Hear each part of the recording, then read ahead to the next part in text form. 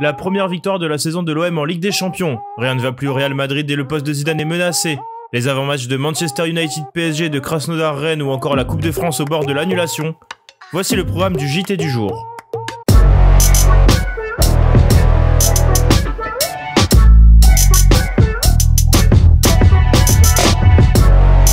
Elle est là, enfin, la première victoire de la saison en Ligue des Champions pour l'Olympique de Marseille. Hier, face à l'Olympiakos, les Phocéens se sont imposés 2-1 grâce à 2 pénaltys de Dimitri Payet. Les Grecs menaient pourtant à la pause après l'ouverture du score à la demi-heure de jeu de Mady Camara.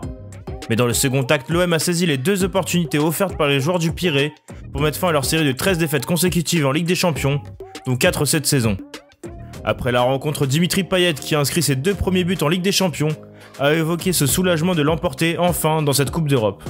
Oui, c'est vrai qu'on savait que le match de ce soir, le dernier à domicile contre l'Olympiakos, pouvait nous permettre de nous racheter un peu de cette campagne et de prendre surtout 3 points très importants. C'est mitigé parce que bien évidemment on est content.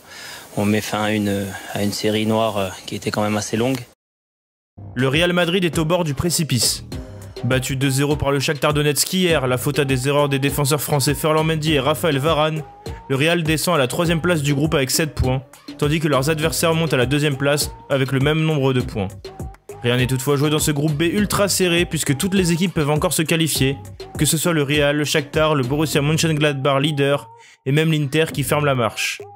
Mais plus que cette nouvelle défaite en Ligue des Champions, la 2e, c'est la forme actuelle du Real et le jeu produit qui inquiètent les observateurs. Ainsi, El Mundo affirme ces dernières heures que Florentino Pérez réfléchirait sérieusement à débarquer Zinedine Zidane de son poste d'entraîneur. Le média espagnol ajoute même que Zizou pourrait même ne plus être là avant le match de championnat contre l'Atlético de Madrid, programmé le 12 décembre prochain.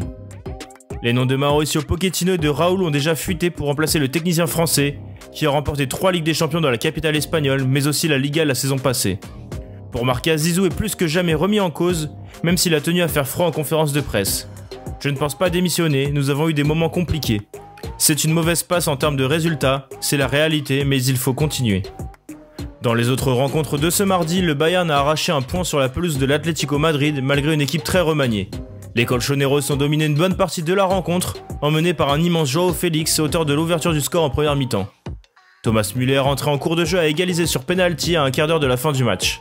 L'Inter Milan de son côté s'est imposé 3-2 en Allemagne face à Gladbach, tandis que Porto et Manchester City se sont séparés sur un score nul et vierge.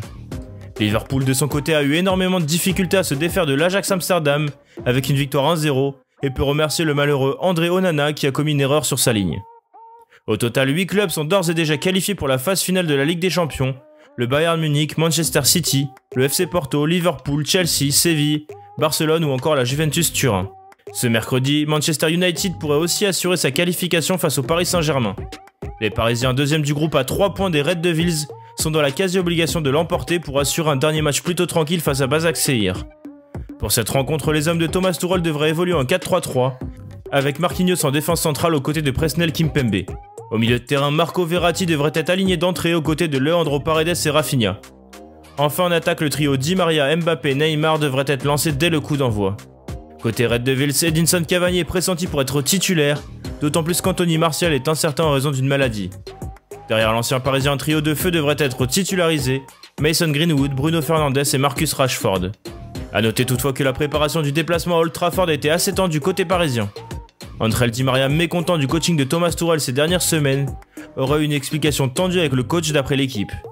Bref, l'ambiance n'est pas au beau fixe dans la capitale, mais un bon résultat ce soir pourrait raviver la flamme. Le Stade Rennais de son côté joue sa qualification pour la Ligue Europa ce mercredi soir à 18h55 à Krasnodar. En Russie, les 2 formations qui n'ont qu'un point au compteur et qui se sont laissées sur un score nul d'1 but partout le 20 octobre dernier auront tout intérêt à se départager pour assurer la place en Ligue Europa. Pour cette rencontre, Julien Stéphan doit composer sans Serhou Guirassy, absent pendant plusieurs semaines, ni Daniele Rugani. Aguiar et Terrier sont quant à eux touchés par le coronavirus. L'entraîneur breton devrait donc compter sur Adrien Hunou en pointe, accompagné sur les côtés par Del Castillo et Doku. Au milieu de terrain, Eduardo Camavinga est annoncé sur le banc des remplaçants. Enfin, Jean Castex, le Premier ministre, a annoncé une bien mauvaise nouvelle ce mercredi. L'homme politique a clairement annoncé que la Coupe de France était morte au cours d'un entretien avec Jean-Jacques Bourdin sur RMC. Collectif. Pas par exemple, de Coupe de France de football. Pas. Elle est morte. Elle est morte. On la soutient, on l'aide. Oui, la Coupe de France est morte cette année. Oui. Ben oui. Ben oui. Merci à tous de nous avoir suivis, n'hésitez pas à liker, commenter, partager cette vidéo et à bientôt pour un nouveau JT.